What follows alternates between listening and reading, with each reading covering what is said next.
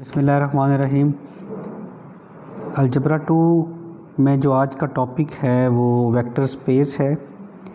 ये third chapter है linear algebra की बुक में से, जो कि मैंने शाम सीरीज़ की बुक आपको रिकमेंड की थी।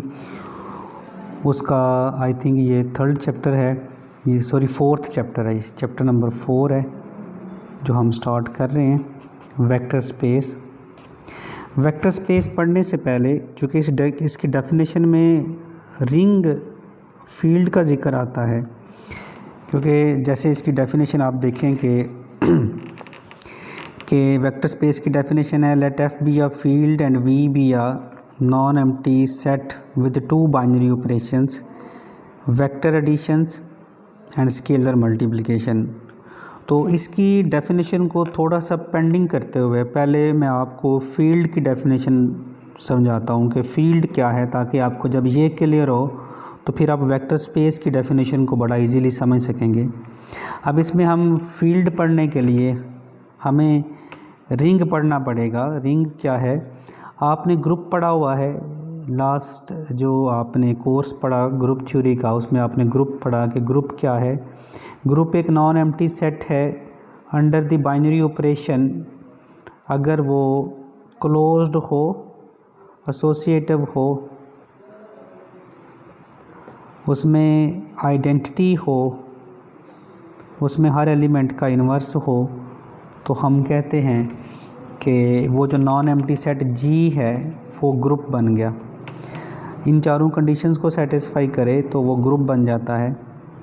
अगर कोई group G under any binary operation, अगर उसमें कम्यूटेटिव लॉ भी होल्ड करता हो, यानी for all A B belongs to G, A asterisk B is equal to B asterisk A, तो हम उसे अबिलियन ग्रुप कहते हैं।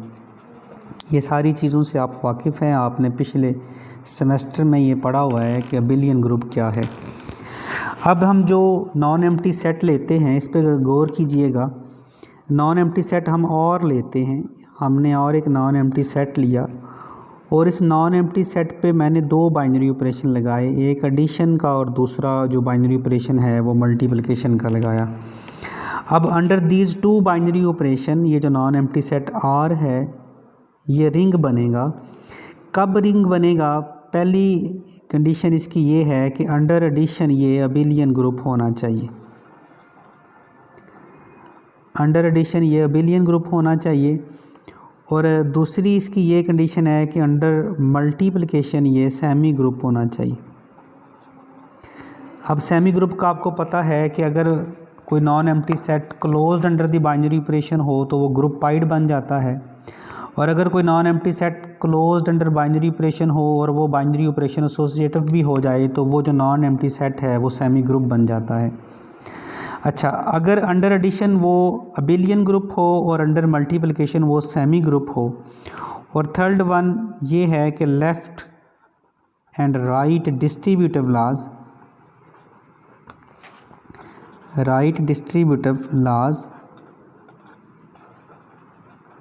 होल्ड करते हों तो वो जो नॉन एम्प्टी सेट आर है, वो नॉन एम्प्टी सेट आर जो है वो एक रिंग बन जाता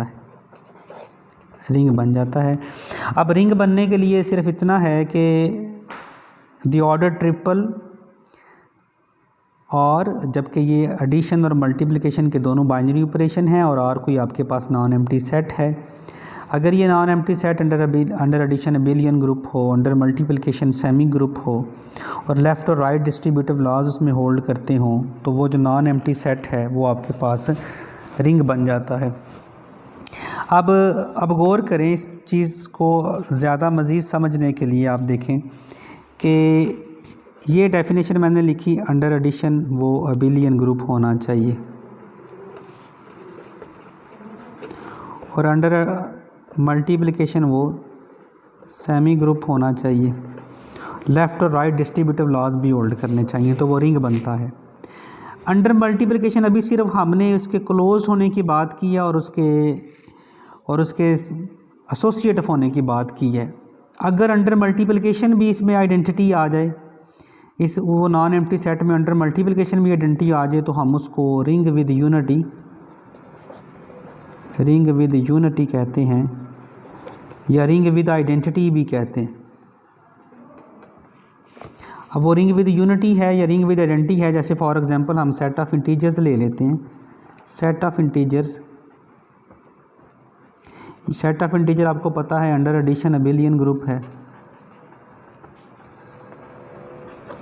अंडर मल्टीप्लिकेशन ये सेमी ग्रुप भी है, आप चेक कर सकते हैं। और इसमें लेफ़्ट और राइट डिस्ट्रीब्यूटिव लॉज भी होल्ड करते हैं। अब लेफ़्ट और राइट डिस्ट्रीब्यूटिव लॉज क्या हैं, जैसे फॉर एग्जांपल मैं ये कहता हूँ कि a plus A into B plus C is equal to A B plus A C, ये आपके पास लेफ़्ट डिस्ट्रीब्यूटिव लॉ है। और a plus B into C is equal to A C plus B C, और ये आपके पास right distributive law है। तो इस रिंग ऑफ इंटीजर्स में ये अंडर एडिशन भी अबेलियन ग्रुप है, अंडर मल्टीप्लिकेशन भी ये सेमी ग्रुप है, और इसमें लेफ़्ट और राइट डिस्ट्रीब्यूटिव लॉ दोनों होल्ड करते हैं, इसलिए ये रिंग बन जाता है। और चूँकि इसमें मल्टीप्लिकेटिव आइडेंटिटी भी आपको नज़र आ रही है 1, और ये रिंग विद यूनिटी भी बन जाता है। अब देखें, रिंग बनने के लिए इतना काफ़ी है कि वो अंडर एडिशन अबेलियन ग्रुप होना चाहिए, अंडर मल्टीप्लिकेशन सेमी ग्रुप होना चाहिए, और लेफ़्ट और राइट डिस्ट्रीब्यूटिव लॉज होल्ड करने चाहिए, वो रिंग बन जाएगा। अब उसकी रिंग की टाइप शुरू होंगी। रिंग की टाइप कहाँ से शुरू होंगी? Under multiplication. अगर उसमें ग्रुप की बाकी कंडीशंस आती जाएंगी, यानी इसमें अंडर मल्टीप्लिकेटिव आपको पता है कि अभी आइडेंटिटी का हमने जिक्र किया, वो आ गई तो फिर वो रिंग विद यूनिटी बन जाएगा। यानी अगर इसमें पहले रिंग होने के लिए ज़रूरी नहीं है कि उसमें मल्टीप्लिकेटिव आइडेंटिटी हो, वो रिंग मल्टीप्लिकेटिव आइडेंटिटी के बगैर भी बन जाता है। लेकिन अगर उसमें मल्टीप्लिकेटिव आइडेंटिटी आ जाती है तो उसको हम रिंग विद यूनिटी कहते हैं या रिंग विद आइडेंटिटी कहते हैं। अगर उसमें कम्यूटेटिव लॉ होल्ड करता है तो हम उसको कम्यूटेटिव रिंग कहते हैं। कम्यूटेटिव रिंग हम ऐसे रिंग को कहते हैं जिसमें commutative law with respect to multiplication hold करे। देखें, विद रिस्पेक्ट टू एडिशन तो पहले से कम्यूटेटिव लॉ होल्ड कर रहा है, तभी तो वो अबेलियन ग्रुप बना। लेकिन अंडर मल्टीप्लिकेशन अगर उसमें कम्यूटेटिव लॉ होल्ड कर गया, यानी for all A B belongs to R, A into B is equal to B into A हो गया, तो इसका मतलब है कि वो कम्यूटेटिव रिंग बन जाएगा। और अगर विद रिस्पेक्ट टू मल्टीप्लिकेशन उसमें हर एलिमेंट का मल्टीप्लिकेटिव इन्वर्स भी एग्जिस्ट कर गया, रिंग के तमाम एलिमेंट्स के लिए ज़ीरो के अलावा। अब बड़े ध्यान से आपने ये देखना है कि अंडर एडिशन तो वो अबेलियन ग्रुप हुआ। अंडर एडिशन अबेलियन ग्रुप तब ही वो हुआ था क्योंकि उसमें ज़ीरो एलिमेंट मौजूद था, इसलिए तो वो आइडेंटिटी उसमें थी, तो अंडर एडिशन अबेलियन ग्रुप बना। अंडर एडिशन मल्टीप्लिकेशन सिर्फ सेमी ग्रुप बना था, अब इसमें मल्टीप्लिकेटिव आइडेंटिटी आ गई तो वो रिंग विद यूनिटी हो गया। उसमें commutative law with respect to multiplication hold कर गया तो वो कम्यूटेटिव रिंग बन गया। और अगर उसमें हर एलिमेंट का मल्टीप्लिकेटिव इन्वर्स आ जाए, अब हर एलिमेंट का मल्टीप्लिकेटिव इन्वर्स आने के लिए आप क्या करते हैं, ज़ीरो को उसमें से निकाल देते हैं। ज़ीरो के अलावा बाकी तमाम एलिमेंट्स का अगर उसमें मल्टीप्लिकेटिव इन्वर्स मौजूद हो तो हम उस रिंग को डिवीजन रिंग कहते हैं। डिवीजन रिंग कहते हैं या उसको स्क्यू फील्ड भी कहते हैं। याद रखें कि स्क्यू फील्ड या डिवीजन रिंग क्या होगा कि किस वक्त बनेगा, जब for all A belongs to और for all non zero A belongs to R there exist A inverse belongs to R. Sorry, ये जो आर है ये रियल नंबर वाला नहीं है, ये रिंग वाला आर है। There exist A inverse belongs to R, तो फिर हम क्या कहेंगे कि ये डिवीजन रिंग बन गया। इसका मतलब ये है कि रिंग के तमाम एलिमेंट्स के लिए उसमें उन तमाम का मल्टीप्लिकेटिव इन्वर्स भी मौजूद हो ज़ीरो के अलावा, तो हम उसको रिंग डिवीजन रिंग कहते हैं या स्क्यू फील्ड कहते हैं। अब स्क्यू फील्ड के बाद हम एक और डेफिनेशन पढ़ते हैं, उनसे पहले मैं एक दफ़ा फिर दोबारा रिवाइज़ करवा देता हूँ। क्या non empty set R with the binary operation addition and multiplication is said to be a ring if that non-empty set R under addition is abelian group, under multiplication is semi group, and left and right distributive laws hold, then R is said to be a ring. If R contain the multiplicative identity, then R is said to be a ring with unity or ring with identity. If the commutative law with respect to the multiplication hold, then that ring is called the commutative ring.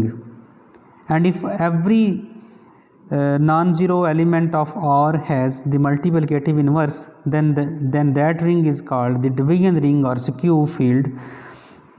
अब हम एक और definition पढ़ते हैं जो कि बड़ी important definition है, वो फील्ड की डेफिनेशन है। अब फील्ड क्या है वो गौर से देखिएगा। फील्ड क्या है, आपने एक नॉन एम्प्टी सेट अब F ले लिया। अब नॉन एम्प्टी सेट F लेने के बाद याद रखें कि ये non empty set under addition अगर अबेलियन ग्रुप हो,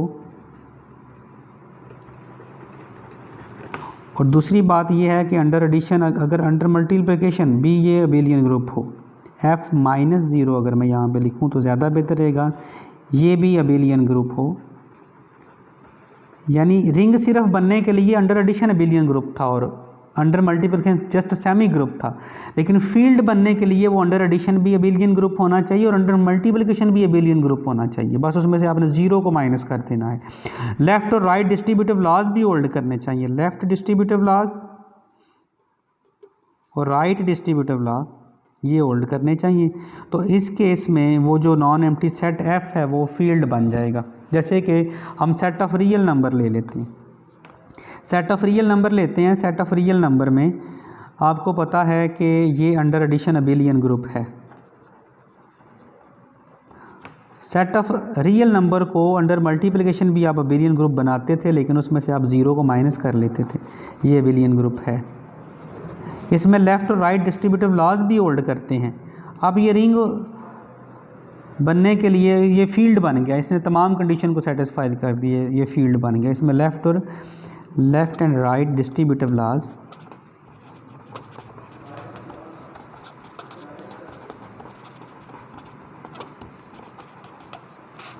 होल्ड, यानी that is for all A, B, C belongs to R, A into B plus C is equal to A, B plus AC।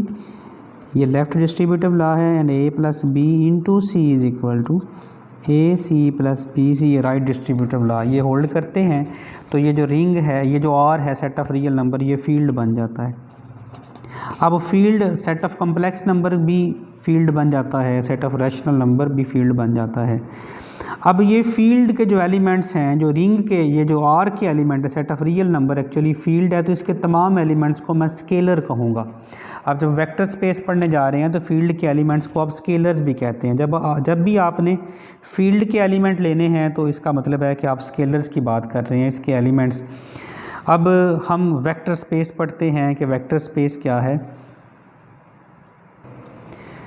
अब हम एग्जांपल्स ऑफ वेक्टर स्पेस पढ़ते हैं। The set Rn of all ordered n tuples of real number is a vector space over R। यानी ये set of Rn जो है, जैसे for example मैं R स्क्वायर की बात करूँगा, इसकी बात करता हूँ,